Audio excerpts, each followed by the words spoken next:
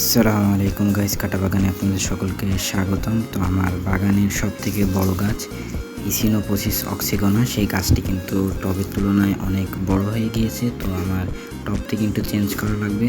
তো আমি কিন্তু টব চেঞ্জ করার আগে একটি পারফেক্ট সয়েল মিক্সিং তৈরি করতেছি, এবং এখানে আছে মোটা দানার বালি, আছে জৈব সার, পাতা পচা সার, কোকোপিট, আছে কয়লা কুচা, ইট কুচা, পাথর কুচা ইত্যাদি।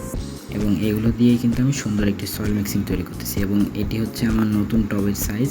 মাশাআল্লাহ, খুব সুন্দর একটি টব পারচেস করেছি। এবং আমার এই যে গাছগুলো আছে, গাছগুলো কিন্তু আমি উঠিয়ে নিচ্ছি, কারণ এগুলো একটা একটা করে উঠানোর পরে আলাদা করে মাটিগুলো আলাদাভাবে রেখে তারপর নতুন মাটিতে রিপোর্টিং করতে হবে, যার কারণে এগুলো উঠিয়ে নিলাম। এবং এই যে কিন্তু মাটি দেখতে পাচ্ছেন, মাটিতে আসলে পিঁপড়া হয়েছে, পিঁপড়া ডিম পেড়েছে, পিঁপড়া হয়েছে।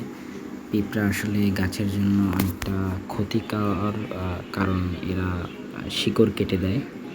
আসলে আমি বুঝতে পারিনি যে এরকম পিঁপড়া হয়েছে। তো যাই হোক, এখান থেকে কিন্তু সব গাছগুলো আলাদা করা হয়েছে। এটা হচ্ছে মেইন মাদার প্ল্যান্ট, যেটা সেটা আসলে মাশাআল্লাহ অনেক বিগেস্ট সাইজের হয়েছে। এবং আরও কিন্তু বেবি হয়েছিল, এবং সেই বেবিগুলোও কিন্তু অনেক বড় হয়ে গিয়েছে। দেখতে পাচ্ছেন পাশে প্রায় 12-14টা বেবি আছে। তো এগুলোও কিন্তু সব একসাথেই রিপোর্টিং করা হবে ইনশাল্লাহ, একসাথেই লাগানো হবে।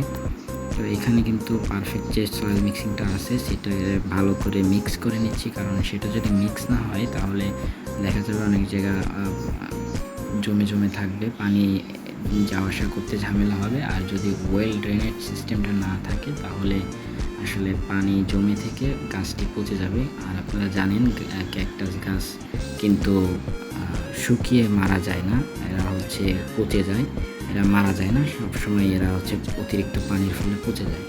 তো আসলে এখানে কিন্তু খুব সুন্দরভাবে কিন্তু একটা মিডিয়া তৈরি করে নিয়েছি, আপনারা দেখলেই বুঝতে পারবেন। মাশাআল্লাহ, ঝরঝরে এবং খুবই সুন্দর, খুবই মানে এক্সিলেন্ট একটা মিডিয়া তৈরি হয়েছে। এবং এগুলো কিন্তু আস্তে আস্তে আমি টবে ভরে নিচ্ছি, এবং পুরো টব ফুল করার পরে এটা আসলে এর ভিতরে গাছ রিপোর্টিং করা হবে।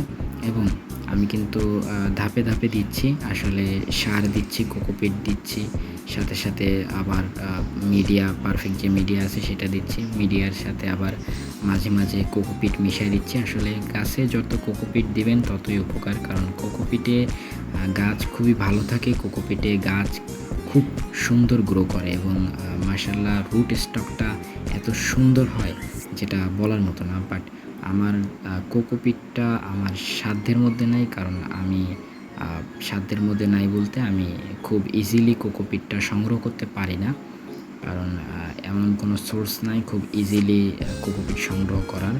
আসলে কোকোপিট সংগ্রহ করতে গেলে আগে আমি এক জায়গা থেকে সংগ্রহ করতাম, সেখান থেকে এখন আর সংগ্রহ করতে পারি না, যার কারণে আমার একটু কষ্ট হয়। তো আপনারা যারা কোকোপিট খুব সহজে জোগাড় করতে পারবেন তারা চেষ্টা করবেন সকল প্রকার গাছে কিছুটা হলেও কোকোপিট দেওয়ার। এবং হাড়ের গোড়াটাও দিতে পারেন, হাড়ের গোড়াটাও অনেক বেশি উপকারী। এবং হাড়ের গোড়াটা আর কোকোপিট, এই দুটো জিনিস গাছের জন্য খুব বেশি উপকারী, ক্যাকটাসের জন্য বেসিক্যালি।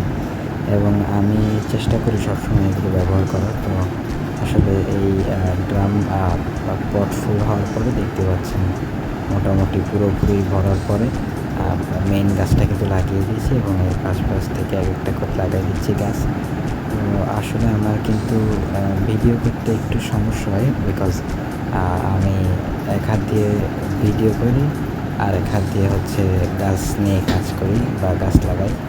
তো এক হাত দিয়ে ভিডিও করা আসলে একটু কষ্টকর, এবং এর জন্য কিছু ক্লিপ মিস হয়ে যায়। তো এটা লাগানোর পরে একটা ক্লিপ নিয়েছি। তো এখানে কিন্তু দেখতে পাচ্ছেন পাশে সব বড় গাছগুলো, এবং মাঝখানে মেইন যে বড় গাছটা সেটা।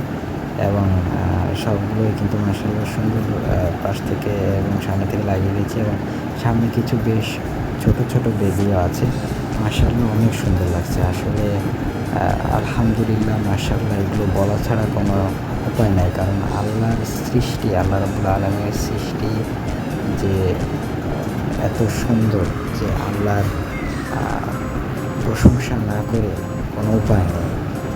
তো এই যে হচ্ছে আমার সিনেমেটিক একটা শট নেওয়া হয়েছিল সকালবেলা।